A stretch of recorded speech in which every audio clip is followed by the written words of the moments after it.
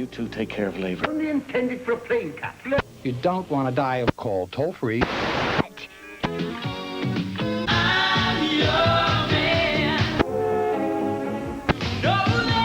All funky colors. It's impossible. Game of level being seen, and it is virtually. After the honeymoon, but when I got back and I found out that he'd stolen Ben. Lies have gotten all of us into so much trouble.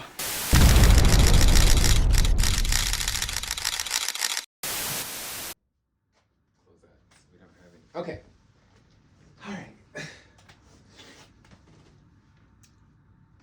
Hi, Jay. How are you? I'm good. How are you? I'm doing good. So I just have to say I'm very proud of you and these vlogs that you have been putting together. They look amazing. So I want us to start by talking about dreams and the process with this project, the happiness that you have in the studio. Describe what it feels like to be in this space. I mean, the studio is just like another home for me, you know what I mean? It's something that I feel like I'm able to tap into a space that's like, I always say I'm thankful to have the gift of like writing and stuff. So being in the studio was just like it's like a plus, you know what I mean? It just comes with being an artist or being, you know, just having this gift. So it really is just like it's a great feeling. I can't really put it into too many words. It just feels good. Walk me through your titles and what made you choose the titles that you chose for the albums individually. So with Awakening, I knew it just was like I was really going through an awakening. Awakening was a 3-year process. So that really was like a true meaning. It was a real title, Awakening. Like I was really going through an awakening. And then for Dreams, it kind of goes with the artwork, you know. I'm kind of like in a box, like I'm in my head having all of these dreams, you know, and I'm working towards fulfilling those dreams. So that's kind of where that came from. And then the peak of my prime was really more coming from like a manifestation point of view, like kind of manifesting that over myself, knowing that I'm gonna be, you know, hitting many peaks in my prime. So that was just showing, like planting the seed for one of them. That's really where that came from. And then Life's Not Fair, like I described in the episodes, is really more so for you to decide in a negative or positive aspect. I mean, if you caught it in the episode, in the little split second, you'll understand soon why it's all bloody and red. But yeah. What did your writing process look like with Dreams, and what message did you want to send with this body of work? With Dreams, honestly, it was truly like, I was just getting fucked up in the studio. Like there was no real intention with, like behind these songs. It honestly was like, just having fun.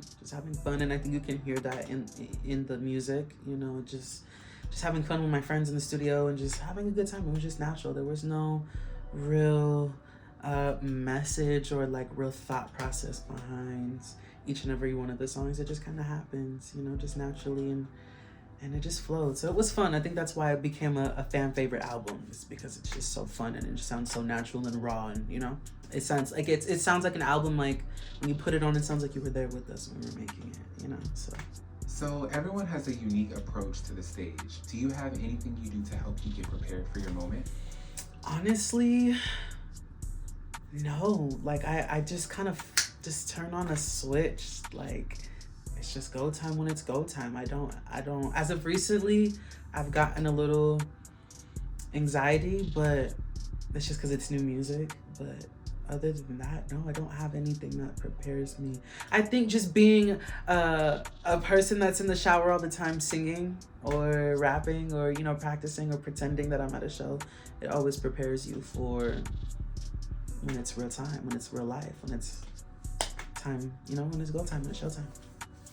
Tell me about the moment when you won first place with Dreams.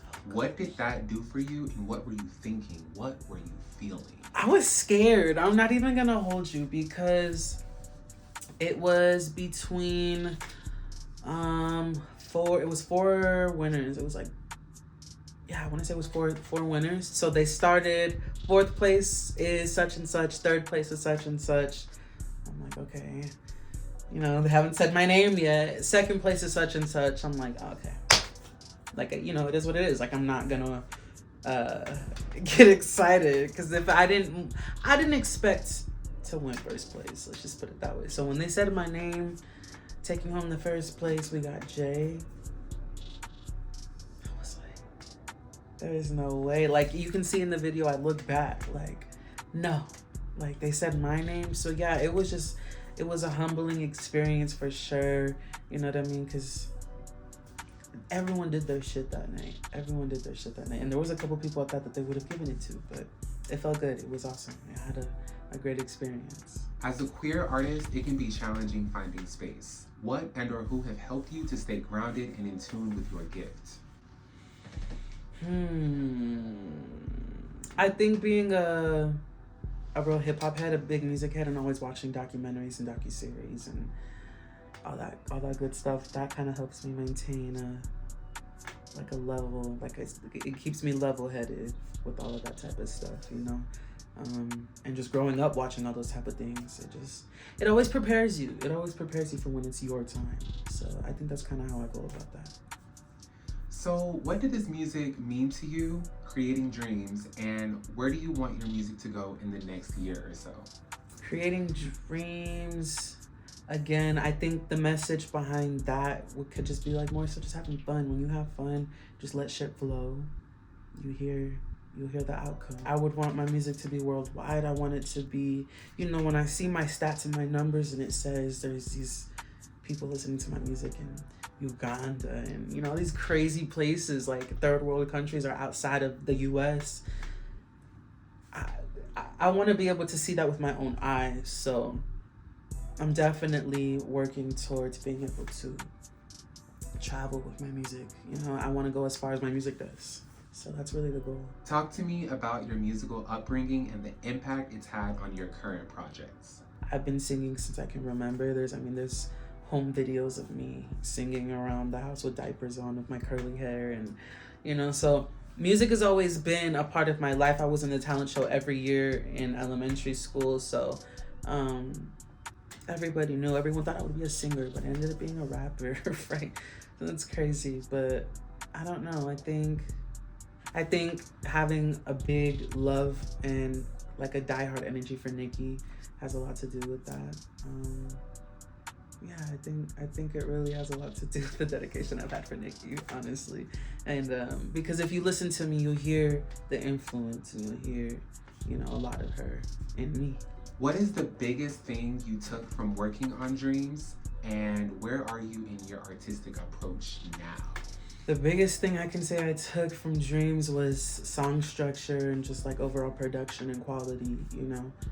Because if you listen to Dreams and listen to Life's Not Fair, you'll hear that there's a lot more song structure in Life's Not Fair. Like there's a hook, you know, there's an ending, it sounds full, as opposed to Dreams, again, it just sounds more raw and fun. It just kind of, whatever moved me, connected to me in that moment. And as far as where I am now in my music, I'm getting more comfortable with my singing voice and stacking and finding harmonies. It's becoming fun for me. So I'm more of in a melodic sound right now, more in a melodic bag for sure. So that's definitely where I'm at, so we can keep a lookout for some more singing from me, more singy rap. So talk to me about the making of Semi-Auto. How did this collab come out, and what energy did you want to bring with this song? My little brother put me onto that song. Shout out to Amari. So when I heard it, it just moved me. I'm a very sporadic person and artist. So when I hear something that connects to me and moves me, in that moment, I'm like, I gotta do something to this. So that song really was already a song. But you know, I left his hook and filled the verse, and then just kind of, I wrote that verse in 15 minutes on the floor in my room, and it just happened like that. Like, recorded it in my room, sent it to my engineer, cleaned up the vocals, boom, it was out July 1st. That's how it works. It's quick. When you look back and hear the crowd reciting your lyrics, how does that make you feel? That gives me the chills. Like, I don't know how to put that into words, but now I get it. Again, like watching documentaries and, you know, docuseries and vlogs and all that stuff, you understand when the artist is saying, like, hearing that room sing your words back to you, you know, it's crazy. Because you'll be sitting in your room and you know, you wrote these words, and then to be able to go out and perform these same words and people are singing it back to you, it's a whole nother feeling. It's a whole nother unexplainable feeling. Like it's beautiful. It's beautiful. So you've had your music played at live events, bars, radio shows, clubs, venues. Talk to me about that feeling and seeing different groups of people you might not have even met before. How does that make you feel in that moment? Just lets me know that like what I'm doing is working. Like the gears are in work, you know. It's like this process it's gonna be a long one, and I'm already knowing, but it's like this is what I'm destined for. So it's a beautiful thing to just see these. I like to see them as like little milestones in this come up, you know what I mean? Like, damn, I got my song played at the club or at the bar or, you know, at the radio in Chicago, you know. All these things are memorable because when I'm at where I'm supposed to be, I'll be able to look back on all these things and it lets me know like, damn, Jay was always putting in that work, I'll be in my room for hours on end, but it's for reasons like this, you know what I mean? The Peak of My Prime is such a force. What is the aesthetic of this project and where were you mentally? I just knew I wanted to sound different from the last. Like Dreams was so playful and colorful and fun that I was like, I want people to know I can come hard and, you know, do what I gotta do when it comes to making a song or making music. Like I can sound different from the last. So that was really more so the intention with the Peak of My Prime. I wanted to just show people that I can tap into a different sound and you know, that I wanted to sound a little bit more how the album cover looks, dark. Looking back at the Peak of My Prime, what does this project mean to you? I appreciate it. It's humbling because it's like, it was like a stepping stone for me to get to Life's Not Fair.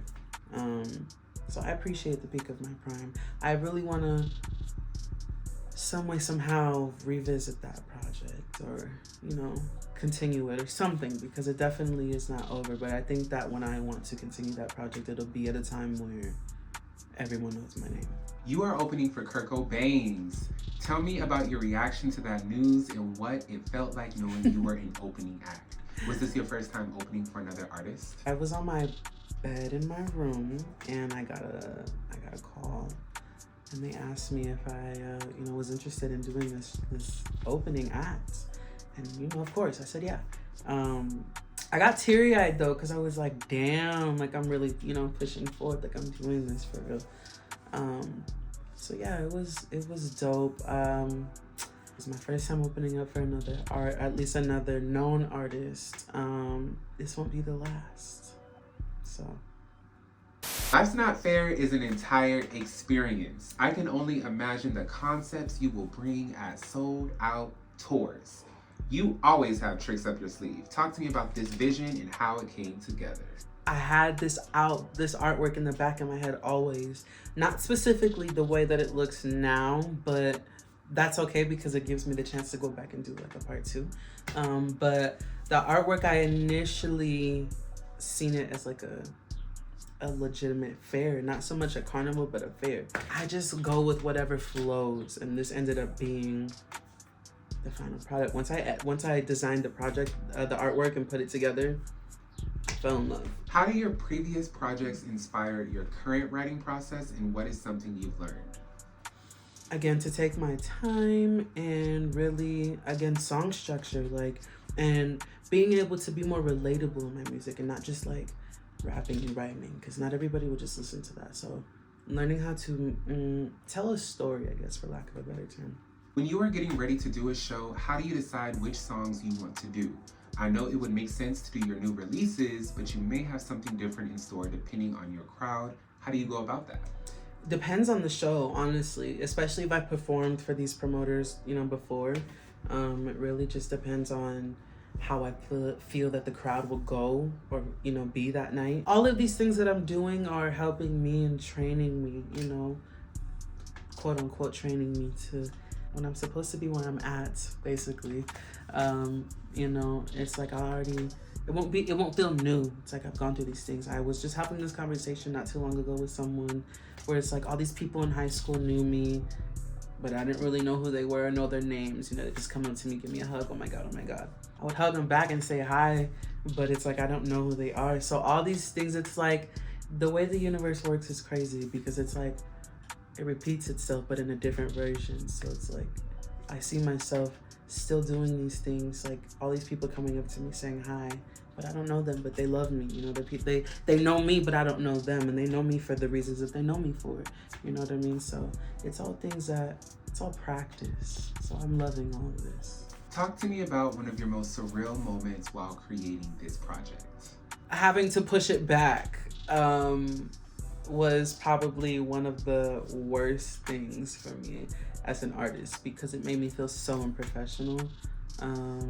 It's nobody's fault though, you know, shit just plays out the way it plays out, and it is what it is. The album is out now and the deluxe, so I'm not even tripping. How does hair and fashion inspire your creativity? How do you know which hairstyle you want to do and or what to wear?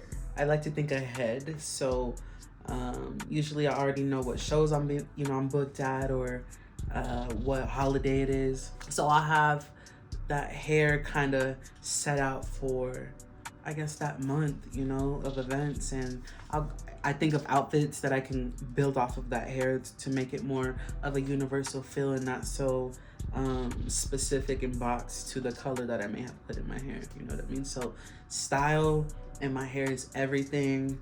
It goes hand in hand with everything that I wear. You know, I'm starting to learn that I can pull a lot more off than I thought. So I'm having a lot of fun with this hair shit. I'm understanding the girls now with their weaves and their colors and shit. It's fun. It's just, you feel new when you have a new look, you know, you feel like a new person. I can tell when you rap, you really get into your lyrics. What do you feel when you perform and what moves you in music? I feel what I'm saying. And so that, what you see when I'm performing to anybody who's seen me live, when they're like, oh my gosh, you did so good.